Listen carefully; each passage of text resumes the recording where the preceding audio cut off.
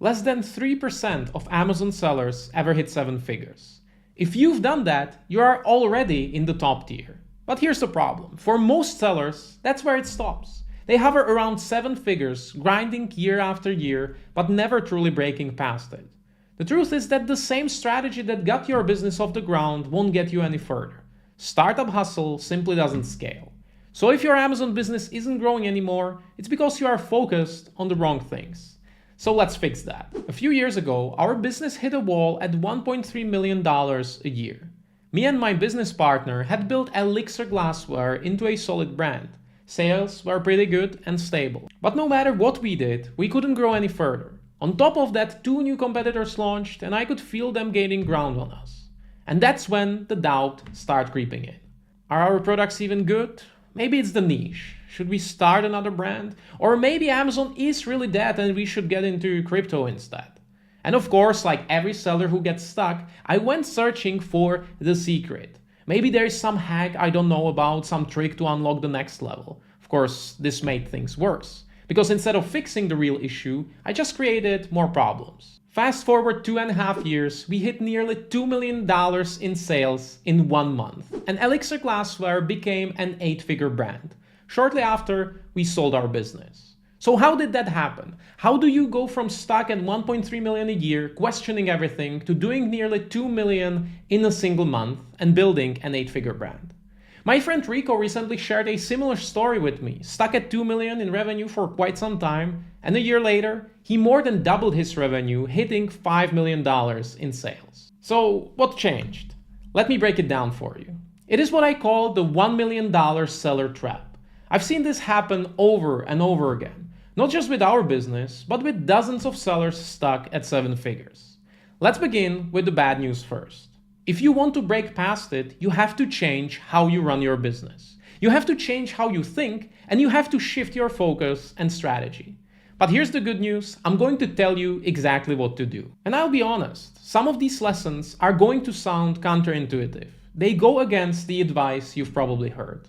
But this is the real difference between sellers who get stuck at 1 million and the ones who scale. Number 1, strategy.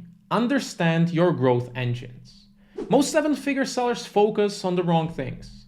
They get caught up tweaking and optimizing, thinking if they can just dial in PPC or improve their conversion rates by 2%, everything will magically scale. And I get it, when you have one product and no money, tweaking is pretty much all you can do, and the incremental gains is what keeps you afloat.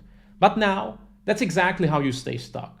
Stop obsessing over micro-optimizations and tweaks. It's like stepping over dollars to pick up pennies. You cannot A/B test your way to 8 figures, so stop spending time on things that won't actually move the needle. First, prioritize compounding assets and play the long game. Scaling is about compounding, not short-term wins. So instead of constantly chasing small wins, focus on building assets that compound over time. Think in 3 to 5 years, not just 3 to 5 months.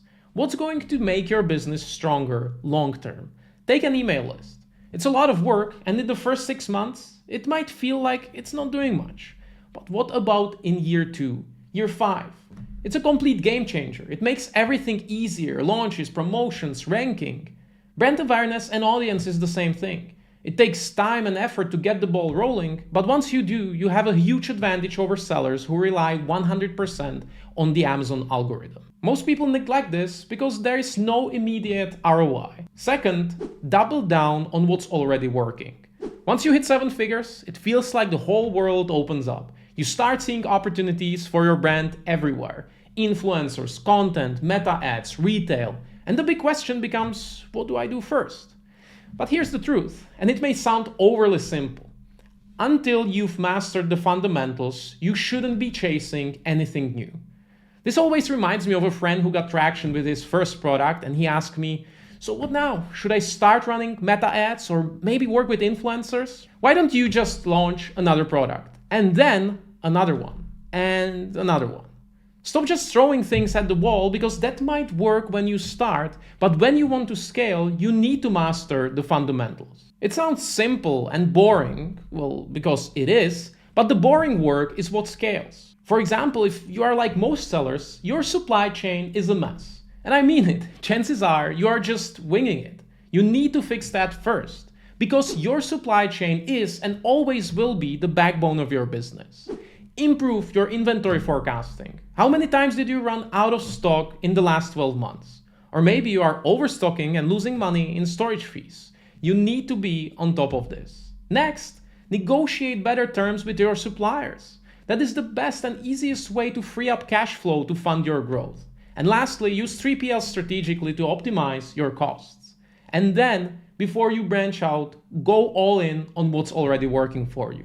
Launch new products. Expanding your catalog is often the fastest way to scale.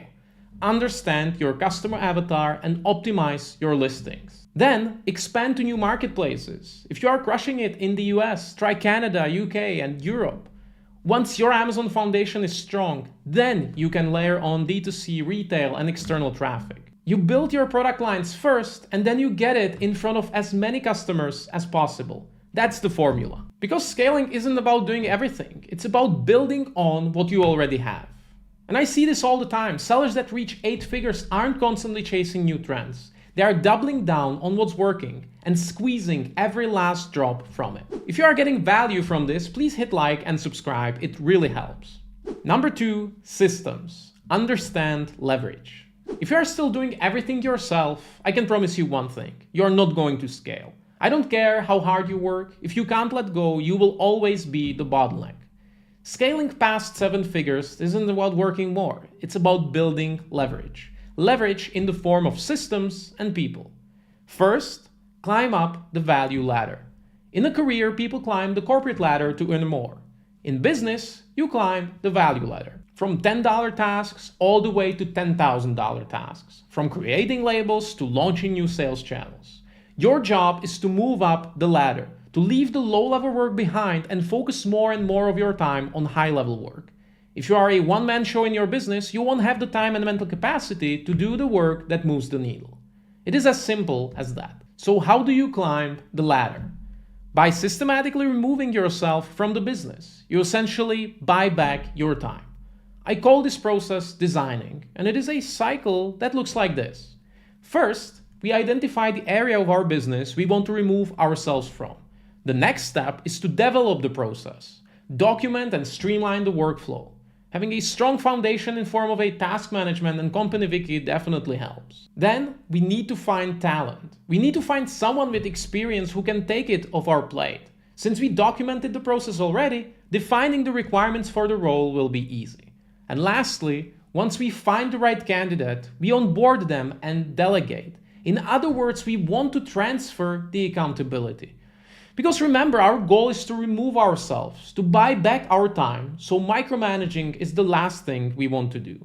We need this new person to truly own the process. Well, and once that's done, you can start the whole process again to climb the ladder even higher. It's a painful transformation, but it's necessary. There is no way around it. Number 3, mindset. Think like a CEO. This is where most sellers get stuck. They hit 7 figures and stay in the Amazon seller mode. They think the key to scaling is becoming an even better Amazon expert. That's how you get to 7 figures, but it's not how you scale. First, shift from Amazon seller to business owner mindset. Because here's the thing, you don't run an Amazon business, you run a business. Amazon is just one channel, a powerful one, yes, maybe even your only one, but it's not your business. And if you want to scale, you need to stop thinking like an Amazon expert and start thinking like a business owner. Your job isn't to master PPC optimization and ranking hacks. Your job is to build a real brand, to understand your customers better than anyone else, to develop amazing products that keep people coming back, and most importantly, to know what makes your business different. What's your competitive advantage? What's your zone of genius? Because that's where you should be spending your time. Not inside Seller Central, not tweaking PPC campaigns. You shouldn't be the Amazon expert in your business, but you should employ one. Your expertise should be business and brand building. That's how you get your business to the next level. Second, build a business that's sellable even if you don't want to sell it yet. Because here's a harsh truth. The more valuable you are to your business, the less valuable your business is. Because the real product you are building isn't your SKUs, it's your company. And if everything depends on you, your business isn't really a business, it's a high-paying job. And let's be real, who wants to buy a job? The days when aggregators just bought your ASINs are pretty much gone. So if you want a decent multiple, you need to turn your cash flow business into a sellable asset. Because at the end of the day, you want to build a machine that basically prints money. That's how you attract the right buyer. And even if you never plan to sell, this is still how you build a business that actually scales. Because the moment you start thinking this way, you start building the systems, the team, and the structure that allows your business to grow without you in the middle of everything. And that's a win no matter what your goal is. Alright, so now you know how to escape the $1 million seller trap, but where to begin? I've put together a super detailed step-by-step guide on how to actually build a business that runs without you, so you can get out of the daily operations and finally start scaling again. Click here and I'll walk you through it. You can also apply to work with me one-on-one to transform your Amazon business, implement proven systems, and build the right team. You can find all the details by clicking the link in the description. I'll see you there.